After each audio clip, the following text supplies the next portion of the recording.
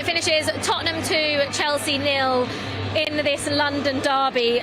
Dan, try and sum that up for us, if you can. It was disappointing. I don't think we deserved to win the game. I'm not sure if we deserved anything out of the game, if I'm totally honest. I think we failed to impose ourselves on Tottenham. You know, one of the first things you've got to do is silence the crowd. We weren't really able to do it. I just don't think we really looked dangerous enough. You know, I don't think we ever really looked like we were going to score. I would have loved to see maybe a couple of earlier changes that maybe would have shuffled the pack a bit more. By the time, obviously, I think we were getting ready for Mudryk to come on. I think they scored their second goal just then. Changes the dynamic of it completely because the game was as good as gone at that point. So yeah, I mean, not a lot to take from that. Not too many positives. I feel like we were just not as good as we needed to be. Yeah, and with Thiago Silva obviously going off injured, that was just something that, you know, when you feel like nothing's going your way, that Chelsea's best player has to go off in such a big game like this. And hopefully, obviously, we don't know the extent of that injury. Hopefully, it was just a precaution, because I can't even imagine what it's going to be like losing him for a couple of games. Well, you know what? Hopefully, it's just an impact injury and it's not something that's too dangerous and too serious. But yeah, I mean, that doesn't help at all. But do you know what? I think Wesley Fofana came on. I think he did a pretty good job. I'm not sure how much our problem is.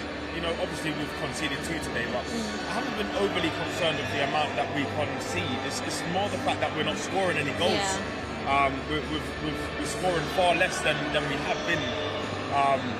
I'm just not sure where we find our form. Are we swapping? My mic's not working. No way.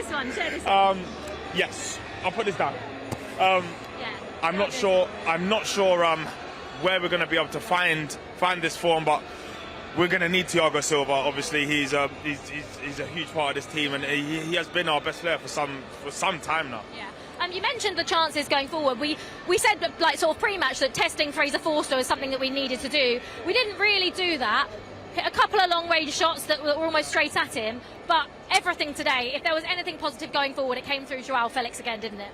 He looked sharp. He looked really sharp. I feel like we started quite brightly, and through the middle, it looks like maybe the final ball wasn't getting there, but there were a lot of moments where we got into good spaces, and you know, didn't quite make anything happen, but it was almost there. And then, you know, Tottenham obviously found a way to start plugging those holes. I feel like as the game went on, there was less and less space for Joao to be able to make an impact. But he was a bright spot, especially early on.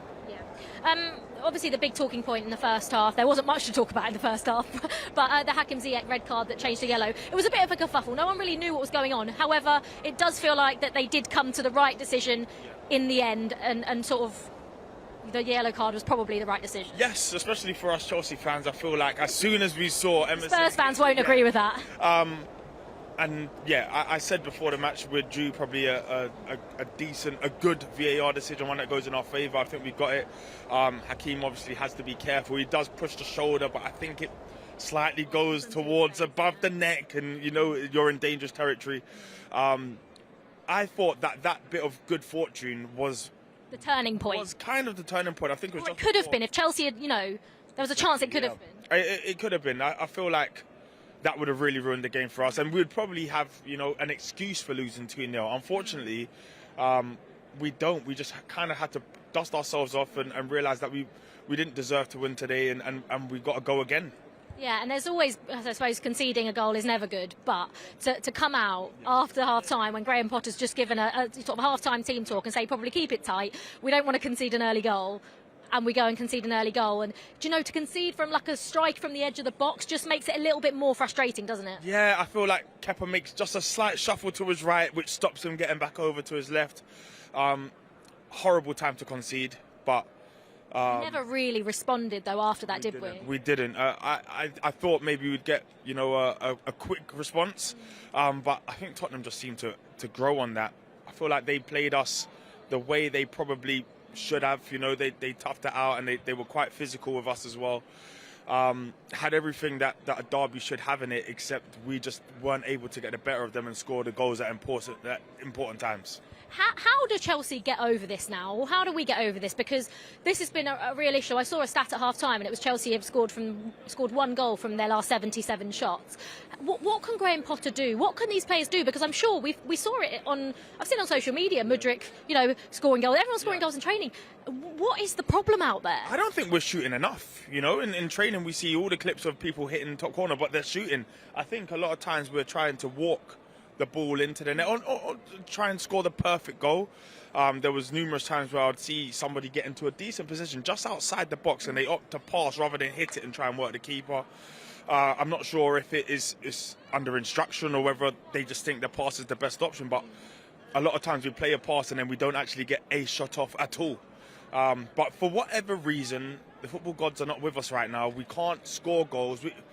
We're not even hitting woodwork and stuff like that too often. It's a difficult one. I'm not sure how we get out of it, but usually the way out of this is just drum a team. Somehow you drum a team and you get your mojo back and all of a sudden you're in the goals again. But for now we're in a bit of we're stuck in the mud. Yeah, and one of Chelsea's best assets is Reece James, and obviously he was back in the side after being rested against Southampton, but he didn't quite look his usual self today, did he? In terms of defensively solid, like he always is, but going forward, we're so used to seeing Reece James bomb down that right-hand side and whip balls into the box. I don't think I can remember a single cross he put into the box today. No, I think it was the same for Chilwell on the other side. I'm not sure whether it's instruction or not, but usually you would probably have seen, at times where Ziyech would have the ball, Chilwell will creep into the back post, but obviously in a back four is quite different to what it is in a back five. Do you think a back five could be the way forward now? I know it obviously you sort of lose one of your attacking players, but when I think back to Chelsea's good performances under Graham Potter, it came with a 3 at the back. So do you just go back to that maybe for a couple of games? I would definitely. I like us with 3 at the back. I know sometimes it becomes not dangerous, but it's people know what to expect when you play 3 at the back.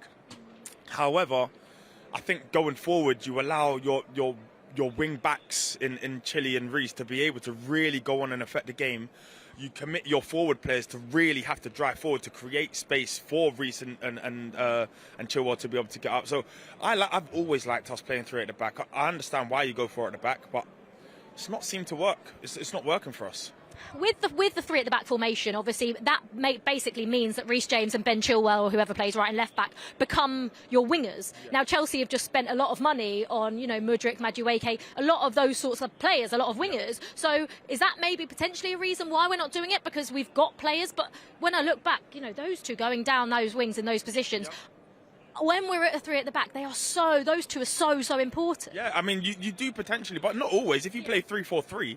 Then your forward, your front 3, they're pretty much still wingers. They're wide forwards, And if anything, Mudryk he's not a winger. He is a bit of a wide forward, And they both like to come in off the flank rather than hit the byline and whip a ball in. So where you have, someone who is very left-sided like a Chilwell, and you have Reece who is predominantly right-footed going down that way, you actually might find more joy in a 3-4-3. Yeah. And you mentioned Mudryk there. Obviously, he came on with 10 minutes to go, but he made a bit of an impact. He was getting the ball, he was driving at players, he was taking shots, and that's what we wanted to see, wasn't it? Yeah, I mean, he got on, and obviously it's not the best circumstances to come on at 2-0 down, but the first thing he did, he hit the byline and he got a crossing that was into a very good area. He would have probably been frustrated, watching, and obviously every player wants to play and start and be able to have as many minutes as possible. With 10 minutes to go, 2-0 down, all you can do is, try and drive yourself and do as much as you can for the team. So a decent little cameo. Now, we were talking pre-match about, how big the next week is with today, with Leeds on Saturday, but how much bigger now? I feel like we're saying this a lot, but how much bigger now is Leeds on Saturday? A huge rivalry. They beat us earlier in the season as well. At Stamford Bridge again, we can't really afford for another sort of Southampton defeat, can we? No, we can't. I think at this point, every game, literally all of them, they're all cup finals.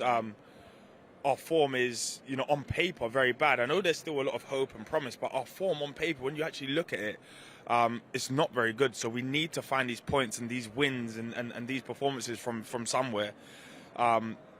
We can't keep dropping points. We can't, So I'm hoping that at Leeds something else. It doesn't take much to realise. You know, these are an incredibly talented group of players. It will click at some point. It just needs to click sooner rather than later. I hoped it would be today, and now I hope it will be at Leeds. Yeah, and how does Graham Potter, how do we go about getting the confidence back in this group? Because it seems to just getting knocked, and we need it to be up there. The home Stamford Bridge support could be so important for that Leeds game. Yeah, it could be. I mean, the crowd will obviously be a big help. I'm not sure how you can get confidence without points. You know, that it has to come from something. So confidence is great, but I don't think we will have too much of it going into a team. One thing we will know is that we are a better team than Leeds. That's where you can get your confidence from. But we were a better team than Southampton as well. We were a better team than a lot of the teams that we've been dropping to. Which is why it's you know, the confidence, as important as it is, the result is more important, and you get confidence from those results. You'll see things change. You know, or just us as fans, our entire weekends change from 3 points. So you can imagine what it does to the boys in the dressing room. So another big one. Yeah. It's another big one. It is another big week coming up. Right, coming up then on the Fifth Stand app this week, we've got the PL2 versus Arsenal. That's on Monday at 6:55 p.m. And of course, you've got Graham Potter's press conference on Friday afternoon. And that is ahead of a huge game, Chelsea against Leeds at Stamford Bridge. And of course, Matchday Live from, what time is it? It's a 3 o'clock game, isn't it? Another big 3 o'clock game at Stamford Bridge. We'll be live on the Fifth Stand app just before that one, to keep an eye out for that. Dan, I'm going to have to do this to you. Just a one-word sum up, please, for today. Flat. I want a better word, but that was the first one that came to. Hopeful. I'm going to go with that. That's positive. Yeah, it's positive. I'm going to go with flat and hopeful. That's 2 words. I know, but yeah, I'm trying to not be too negative, right? So we'll go hopeful is the word.